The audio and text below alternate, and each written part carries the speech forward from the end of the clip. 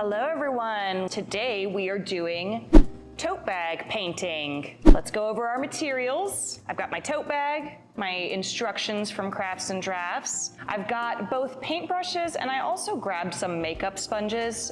For this tutorial, makeup sponges can sometimes be your best friend. I've got a cup of water for rinsing my paintbrushes, a paint palette, some painter's tape for keeping my stencil in place, plastic stencil, my paints, and then I also have a couple of inserts over here. These are just laminated pieces of paper. We reuse these at Crafts and Drafts. It's to make sure that your paint doesn't bleed through the tote bag, but any cardboard or paper, construction paper, something like that that you have, so long as it's got a good thickness to it, that will work fine. And then of course we've got some paper towels, always come in handy when you're painting, and I've got a paper placemat over here just for putting my used stencil on when I'm done. So without further ado, let's get started. I'm just gonna do a really simple design today, this little bumblebee that I thought was really cute. So let's put our tote bag inserts inside to prevent bleed through. We'll go ahead and pick a spot. I just kind of want to put this like kind of in the center and at a little angle. And we'll use our painter's tape to keep the stencil in place.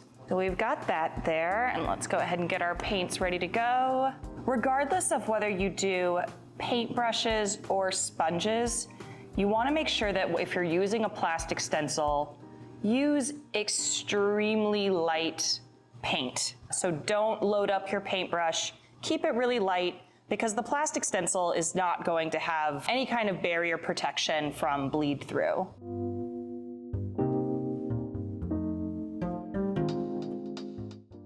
Just about all done with the black here. And let's give that a minute just because I do see some wet spots on the stencil and I don't want to accidentally get the black and yellow mixed. So we'll just give it a second to dry.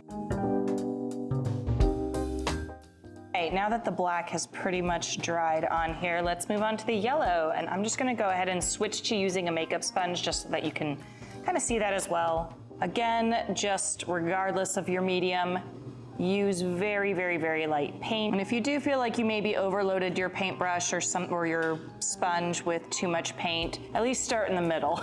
Then that way it won't be going underneath the stencil. So we'll just give that a minute to dry.